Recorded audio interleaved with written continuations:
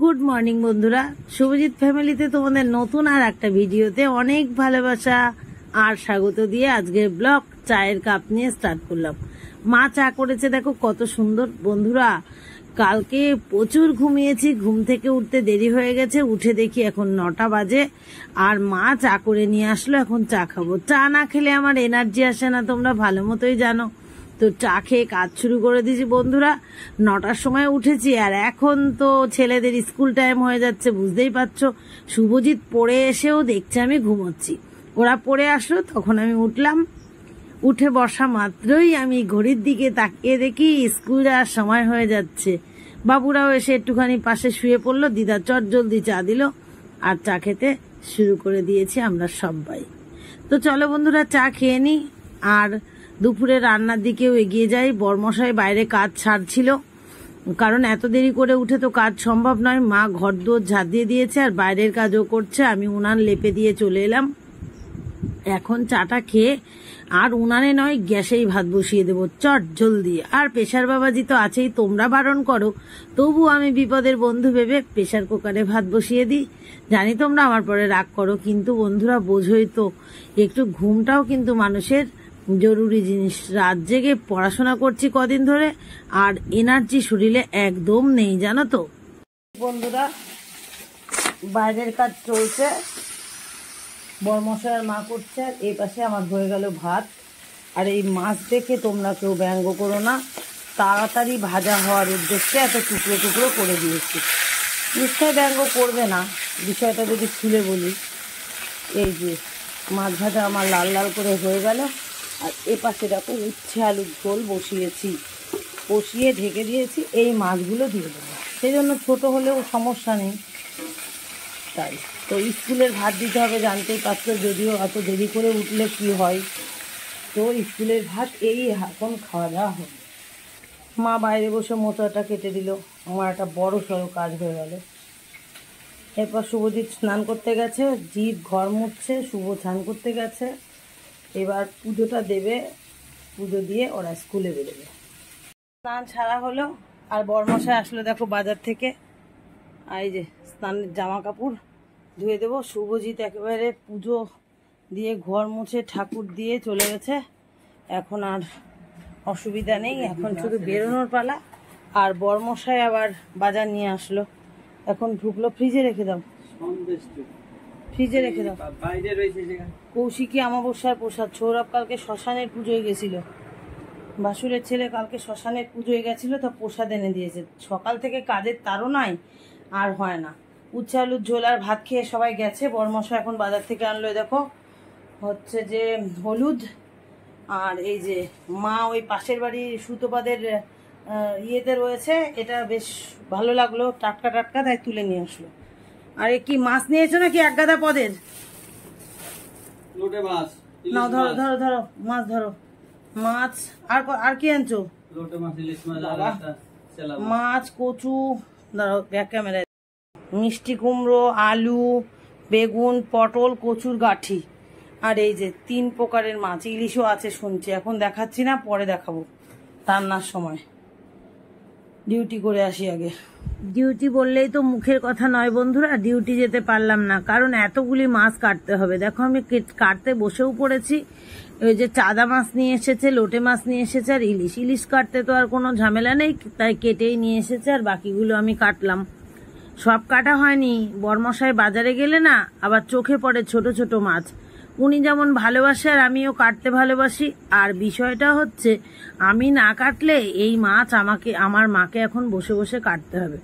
আমি চাই না মাকে দিয়ে এত পরিশ্রম করিয়ে নিতে। আমি ডিউটির জন্য জামা কাপড় পরে নিয়েছি, তারপরেও দেখো মাছ কাটতে বসেছি। কেন? মা তো এসেছে 2 দিন আমার কাছে রেস্ট নিতে। আমি যখন মায়ের কাছে যাই না, মা আমাকে কোনো কিচ্ছু করতে দেয় না, বলে তুই তো শ্বশুরবাড়িতে সবসময় করিস, এখানে ঘুমা। আর মা এসছে আমার বাড়ি আমার পরীক্ষার জন্য, তাই যেটুকু না করলে নয় আমি চাই সেটুকু করতে। সেই কারণে আমি মাছগুলো কেটে রেখেই যাব বন্ধুরা। পরে ডিউটিতে যাব তবুও ভালো, কারণ আমার তো সেই 5টা পর্যন্ত ডিউটি করা যাবে, তাই না। একে একে সব মাছ আমি কেটে নিচ্ছি। আর বন্ধুরা হাসবে তোমরা, বরমশাইয়ের ওপরে রাগ করে আমি দেখো মাছের মাথাগুলো শুদ্ধ কেটে ফেলে দিচ্ছি। দেখো গামলার মধ্যে রেখেছি, দেখতেই পারবা। কারণ এই মাছ এখন যদি কান ফেলে আমি কাটতে যাই অনেক দেরি হবে, আর এই মাছের মধ্যে কানকোর মধ্যে থাকে প্রচুর বালি, ধুতেও দেরি হবে। সেই কারণে আমি গম গম করছি বরমশাইকে, এত বেলায় তুমি এত মাছ নিয়ে এসেছো।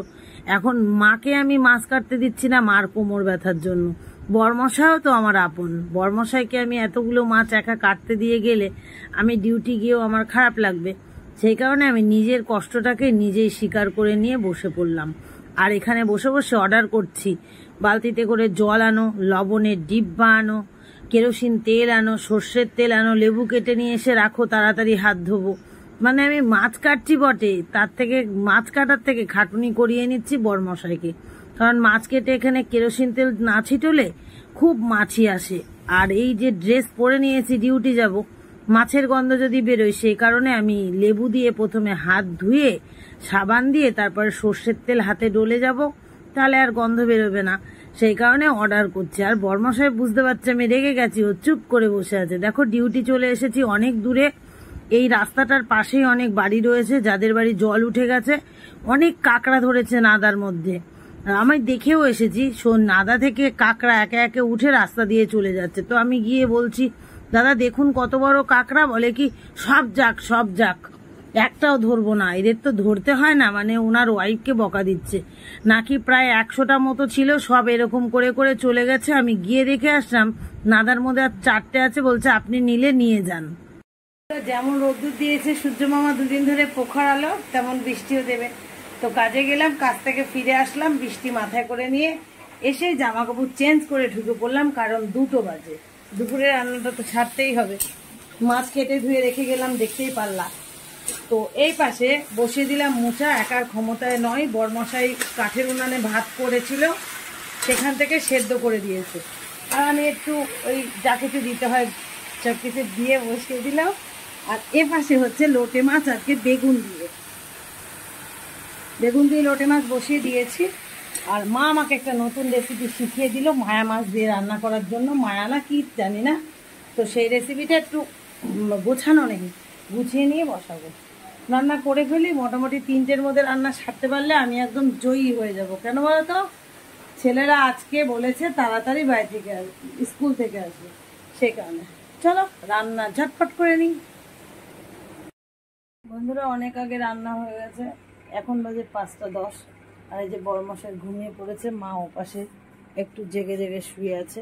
শুভজিৎ এইমাত্র ঢুকলো বাড়ি, কলে গেছে জিৎ, আর শুভ স্নান করে চলে এসেছে, অলরেডি ভাত বেড়ে দিয়েছি। দেখো এই দেখো লোটে মাছ, লঙ্কা পেঁয়াজ কেটেছি, পেঁয়াজ দেখে হেসো না। মোচা, আর মা যে রেসিপিটা বলেছিল পেঁপে দিয়ে আর হচ্ছে যে আলু দিয়ে আমুদি মাছ, তো কড়াইয়ে চলে আসলাম। আমুদি মাছ ভেঙে খাম করে ফেলেছি, পেঁপে আর আলু দিয়ে একটুখানি আদা জিরে বাটা দিয়ে এরকমভাবে মা রান্না করতে বলেছিল। তো রান্না করতে একটু মুড নেই, কেন বলো তো, মাছগুলো ভাজতেই ভেঙে গেছে, ওই জন্য। তো বরমশাই বললো ভালো হয়নি।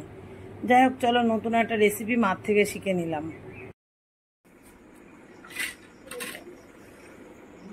দেখো 8টা 15 বাজে, আর এখন মা মুড়ি ভাজলো, মুড়ি পেঁয়াজ রসুন আদা সব ভেজেছে, আর চানাচুর দিয়েছে, দিয়ে মেখে সবাইকে দিয়েছে। এখন তো সবাই ফটফটিয়ে খাচ্ছে, শুভজিৎও খাচ্ছে। মা বাড়িতে বিরিয়ানি, মোগলাই, এগ রোল ছেলেরা সন্ধ্যাবেলা হলে এনে দেয়, খায় না, আজকে নিজেই খাবার বানিয়ে দিয়েছে।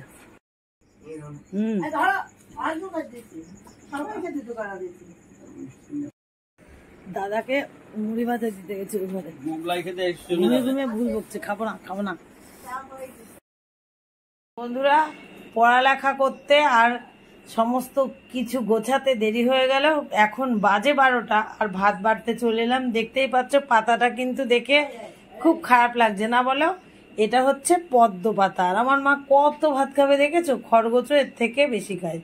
তো মার জন্য একটুখানি ডিম ভেজে দিলাম। দেখো তরকারি কিন্তু সব আছে। আর এই যে শুভজিতের থালা, এখন দেবো ওদের ভাত, মা ভাত খাবে না বলছে, সেই কারণেই এই কটা ভাত ডিম ভেজে দিলাম। পদ্ম পাতায় ভাত মা 2বার খেয়েছে, মায়ের পদ্ম পাতায় খাওয়া খুব জরুরি।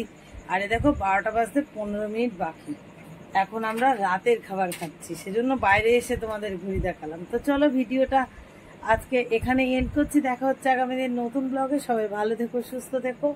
ভিডিও ভালো লাগলে লাইক কমেন্ট করো। Tata, good night. খেতে দিয়ে দিই সবাইকে।